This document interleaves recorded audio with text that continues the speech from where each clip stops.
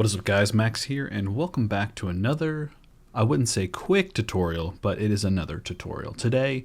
So if you're brand new to Premiere Pro or you've been editing in circles, this is probably the fastest way to learn exactly what you need to do to make YouTube videos, Instagram videos, TikTok videos today. We want to be able to dive in to Premiere Pro, you've never used it before, and be able to just chug out content like everybody else does nowadays. So let's get started. So chapter 1, the workspace. Premiere looks bigger than it really is. You only really need to know 4 panels: project, timeline, viewer, tools, and that's it. But this is the first thing you're gonna see when you open up Premiere Pro. It's gonna say import on the left here. Now, personally, you don't need to import anything from here. I never use this import thing. This is just what Premiere looks like when you open it. So when you open Premiere Pro, it loads into this. We're just going to click edit in the top left corner right here. Just click edit and we go into an editing window. Now, for tutorial purposes, I do have my screen resolution quite large. It's 200% larger than normal. I'm on a 4K display, but I increased the resolution of my screen so it's easier to see in a YouTube video. So things are going to look a little squished as we go along, but just bear with me. So Premiere Pro is a modular software.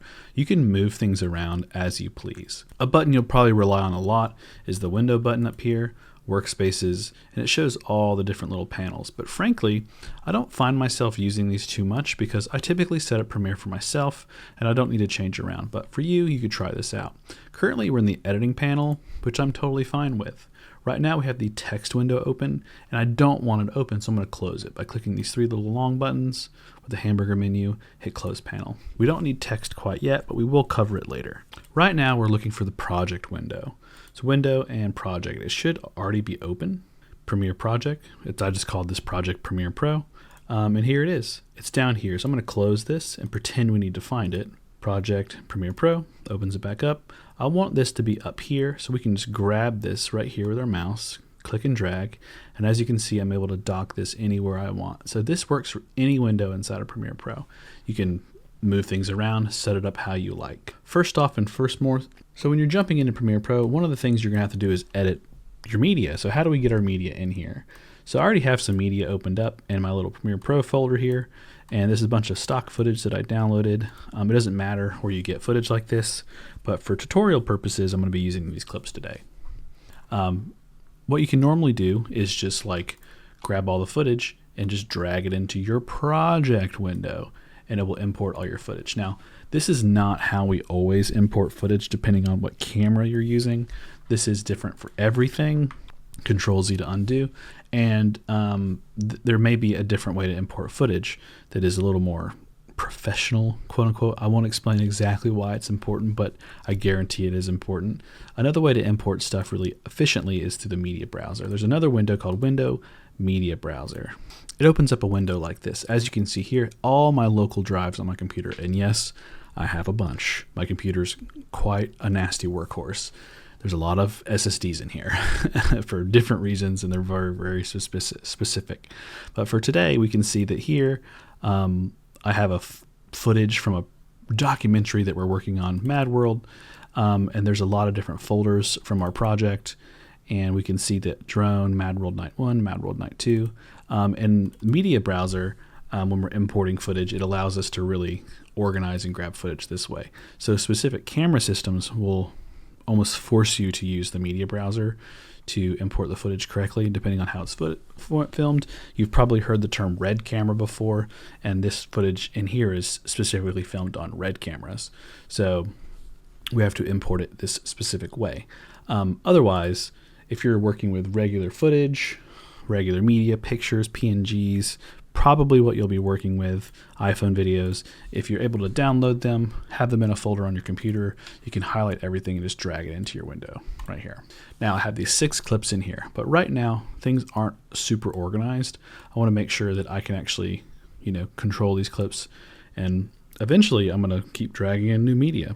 And eventually this project window is going to look really unorganized.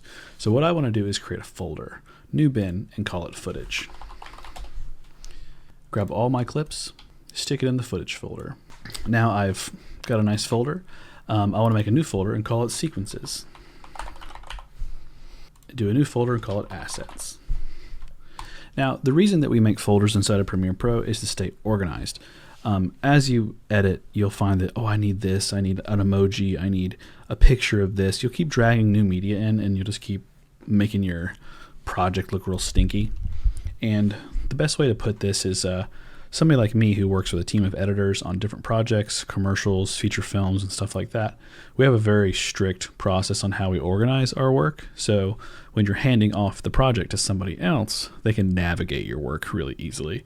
And we all have the same process. Now, if you're just working by yourself, you can do whatever you want in this project folder. You can drag in anything you want, but I do find that organization is really helpful. Now, if you're like me, you can actually pre-make folders inside of any editing or Finder on a Mac or Windows, whatever this folder thing is called on Windows, I forget. And straight up, you can just grab your folders. This is my Premiere Pro bin structure: media, audio, music, GFX, transcripts, exports, BTS. Or you can just download this pack off of our website. It doesn't cost much money, but I'm going to tell you right now, you don't need to download it. You can totally just make these folders. They're completely empty folders. And once you, let's say, I want to delete all these, start a new Premiere Pro project, you can grab all of these and just drag them into your project. And boom, you've created your folders. From here, as you can see, here's your media. I want to drag in my footage that I originally had from my downloads and drag it into media. And there we go. We have a nice organized piece. Now, if you are super curious, the Filament IO folders is right here. It's, like I said, you can totally just create those folders for free, but they're in the store online, filament.io. It's a fun store that we have that has a lot of products. All these products are super dope. A lot are for After Effects. We have a couple things for Premiere Pro. So this is a growing store, and we love the support from the community. It's really helped me make more of these products, and it's a shameless plug. I understand that. But let's just get back to the tutorial. Okay, we have our media inside of Premiere Pro, but how was I switching back and forth between a list view and an icon view? Two little buttons down here. This is list view, this is icon view. And let's double click our media, and here it is. Now, when you hover over media, you'll see that it kind of scrolls a little bit. That's pretty cool. And you can just kind of preview the footage. Now, if you double click footage, opens up the preview window. Now, I like to dock my preview window somewhere else. Let's just throw it into here for now. And we can see that this is the preview window. But now we want to create a timeline, edit our video, and understand how that process works. So what we're going to do is we're going to click this little backup button right here to go back in our thing, open up the sequences folder, and we're going to do right click, new item, sequence, or click this icon right here, new item, sequence. Now right here is a bunch of preset sequences. You'll probably working in 4K nowadays. It's 2025, about to be 2026, or it's 2026 and you're already watching this video, or 2027. I don't know.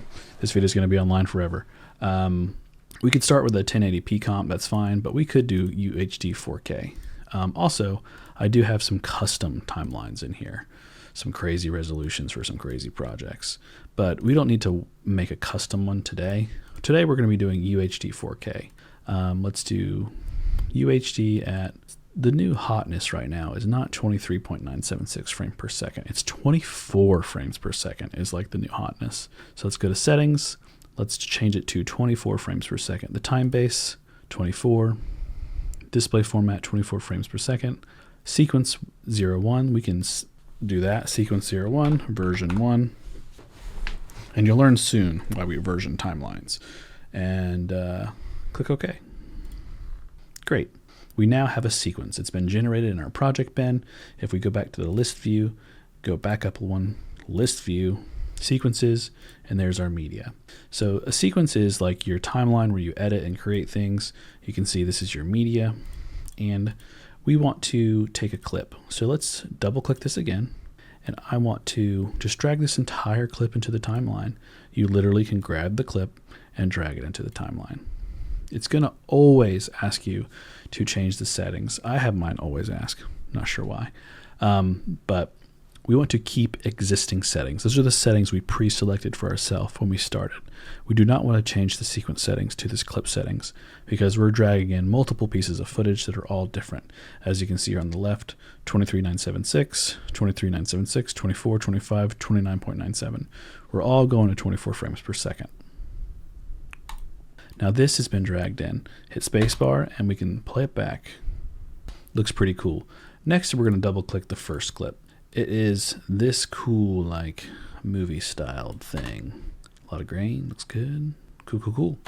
I just want to take the middle bit. I don't want to take the whole clip like last time. So what we're going to do is click I on our keyboard to do the in, just drag it down the timeline, and do O on our keyboard for the out. Then just literally click this and drag it in. This is our in that we selected, and there's our out that we selected. Now I want to close this gap between these two. I could just click this and drag this and snap it to that. We could do that, or we could just right click between them and do ripple delete. Now ripple delete is great because if you have multiple clips and you want to move them all down, I'm duplicating them by clicking Alt on my keyboard or Command on a Mac and just clicking and dragging. So Alt, click and drag, Alt, click and drag. Nice little shortcut along the way. Right click, ripple delete, you see everything is moving down. So it can move an entire timeline for you, which is a nice little tip. From here you can see we have multiple layers. So as you can see inside of Premiere, it works in a layer system, V3, V2, V1. I don't think for a jump-in course it's too potent to understand why these are all clicked blue and not. They do have a reason, but it's not a reason that's going to slow you down. So V1 is your bottom layer. And when we drag in, let's say, a new clip, V2, when it plays back, V2 is on top, the top layer. Think of like paper mache, whatever's on top shows, and this is showing. Let's pretend that we want to cut out a section of this video. We want to hit C on our keyboard to open up the cut tool. If you don't want to use shortcuts, the cut tool is right here, the razor tool. I always say cut because it's C, but you know, that's just me. Let's do cut, and let's do cut. It grabbed and cut these two pieces. I click this and I click delete. And now, as you can see, it will cut back to the other clip. Now, what if I wanted to cut this out, but I don't want to necessarily delete it from my timeline? I still want to keep it for reference for later. Super easy. Right-click the clip and do enable. That turns it off. As you can see, the clip is now a different color. It's a little darker, but it's been turned off. This is a really useful technique when you're editing like interviews and you have A and B cam and you want to like cut to a different angle without, you know, deleting the footage. So that is like super, super helpful. Next, we want to grab in this piece. Next, let's grab in this piece and just start making a nice little timeline. Cut, delete, trim, grab the edge, trim.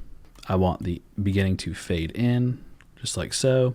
We'll right-click the front of this little clip, right-click, apply default transition, which is a cross dissolve. It fades in, go to the next clip. It's going to go to the next clip on layer 3, delete this end clip, cut this end right here, grab this and delete, right-click, ripple delete, grabs our end footage. Uh-oh, I noticed something I don't really like. They're black bars. This footage is cropped differently than the other footage, like everything else like fills the screen. I want it to match, so we're going to make this fill the screen. Let's click this clip, go to Window, and then Effect Controls. Opens up this window. Let's dock it so you can easily see it. There's our position, scale, rotation, all those fun things to like move clips around. So what we can do is just scale it up. Now it fills the screen. Another really easy way to do this is to just right-click the clip and do fill frame. Same thing. But now I want to crop half this footage to show the bottom footage. How would we do this to where like we can turn this off for a second to show like half and half? Very easy. There's a little tool in the bottom left of the window here on Premiere for the program sequence. Just drop down and change it to crop. You can actually grab the edge of the clip you're selecting. After you've selected the crop tool right here, you can actually literally grab the footage and just crop it. You can go really crazy. It doesn't matter too much. I just wanted to show you that it does exist, and that is an easy way to do that. Now, if you said, Max, how do I crop it as a circle? This tool won't do that. This is a very fast cropping mechanism for Premiere Pro. Now, if you want to actually crop it the traditional method, it's pretty easy. Let's go to Window and then Effects. Right here. Mine's already open in the bottom left here, no big deal. Let's type in crop. Drag crop onto our footage. Opens up the effect controls right here and an actual crop window. Click the circle. After we click the circle, you can just grab the mask right here, click the mask. You can see that it is now a circle. We can move the mask around, scroll down, grab the left and just crop across, then click inverted. As you can see, we now have a cropped circle. I personally would turn down the feather to 0. There you go. That is one way to do that. Now, one more step to really organize this timeline is we want to change the color of some of these clips so we can better understand what we're looking at. Let's pretend we did an interview on V1. This is the interview of the person. Let's leave it purple, or is this purple? Close enough. Let's pretend we added the B-roll on top, which is our clips up here. We want to change those colors so we can very see, like, hey, all the red clips are B-roll. Let's right click after they're highlighted, label, and then go to rows. Now, sometimes you'll see a really complex timeline in Premiere Pro, and you'll see a bunch of different colors. This is typically an editor just labeling their footage so they can better understand it visually when they look at it. Great, now we need to add music to our video.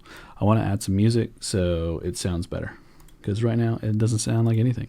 I downloaded some random music from a stock footage website, and I'm just going to drag it in. It will drag into A1, which is audio 1. Now, as you can see, it's long and it's longer than my timeline. If we right click this music, go to Reveal in Project, it shows us where we imported it. Now it's showing up down here. To stay organized, I'm going to grab the music and drag it into music. Now, why would you separate music and audio?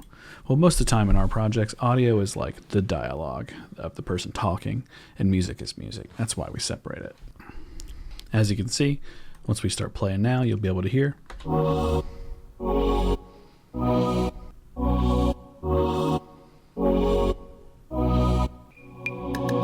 Nothing out there could ever stop me from chasing after the way you love me, keeping me. It sort of matches. I mean, I should probably work on it a little more, but you know, it's getting there. So we want to cut this audio to fit the timeline. First and foremost, we could just cut it. Literally cut the end and delete it. And this is the end of our video. Right click it, do apply default transitions, and just let it fade out. Keeping me up to. Just like that. Another way to do this is to not cut it and use a tool for the generative change or the remix tool within Premiere Pro. Just highlight this little icon here. It just normally looks like the ripple editor. And go to remix tool, grab the end of this and just drag it down.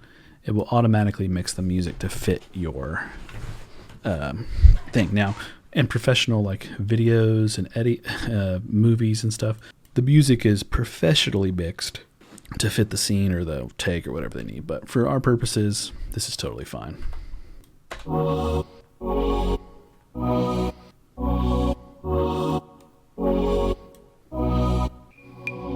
Maybe you'll misplace love is like candy.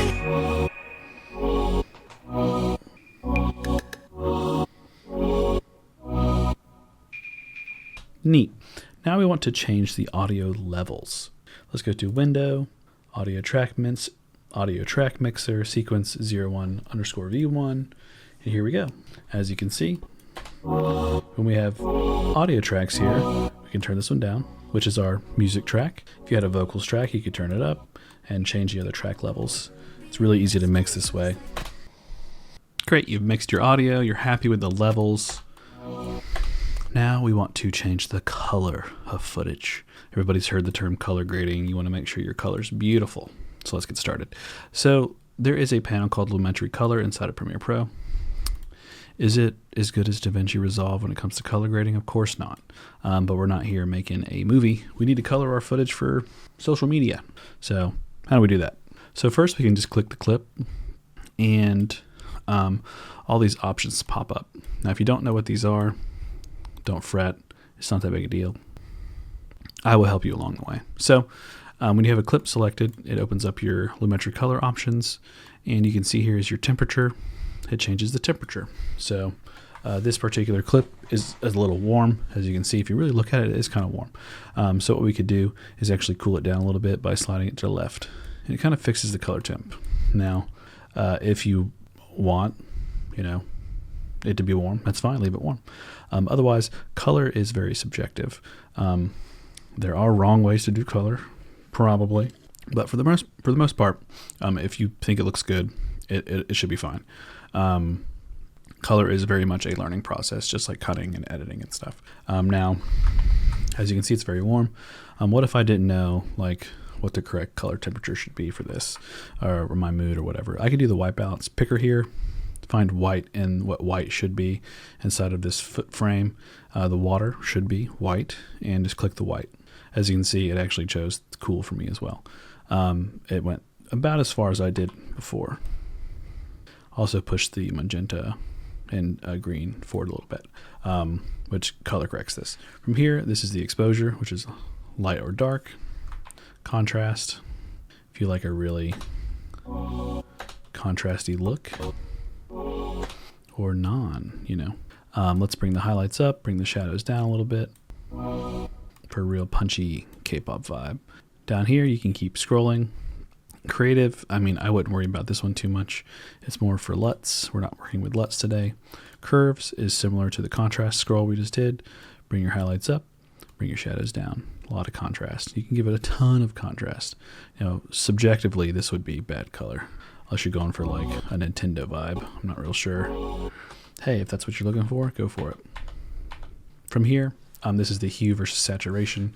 So hue versus saturation is pretty cool. We could actually make everything black and white except for the red.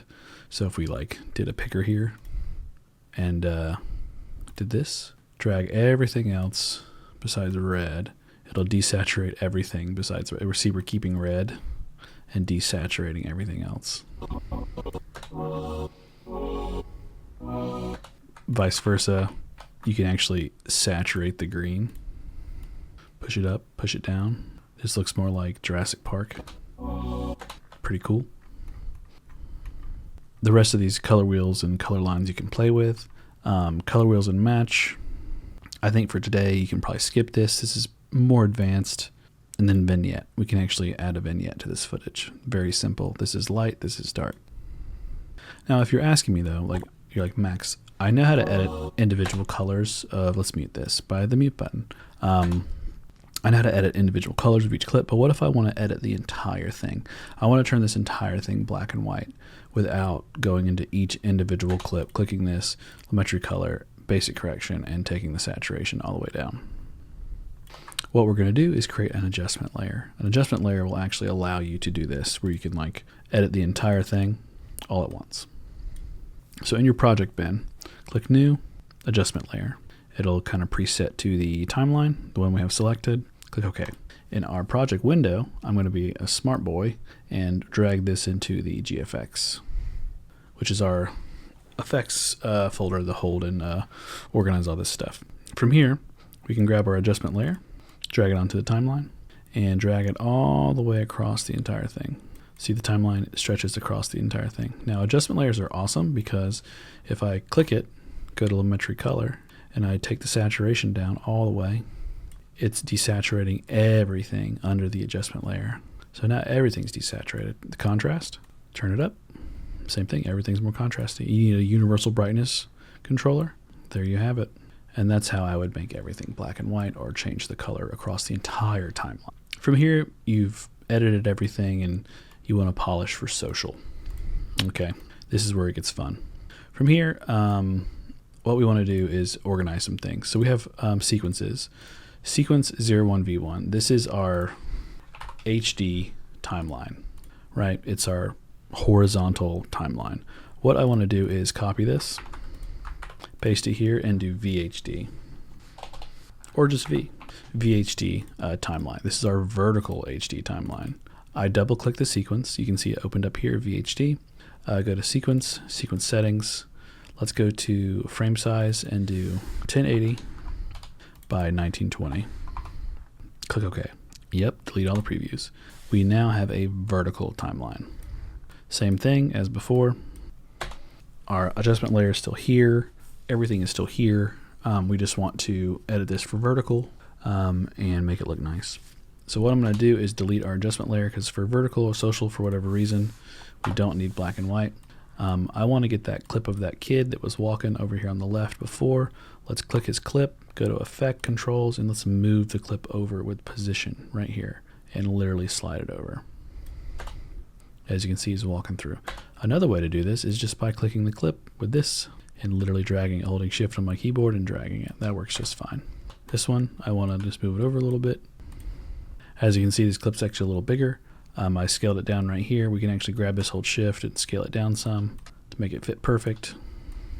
Same for this clip. These all can be scaled down a little bit. Scaling this one down as well. Let's just get his watch in there.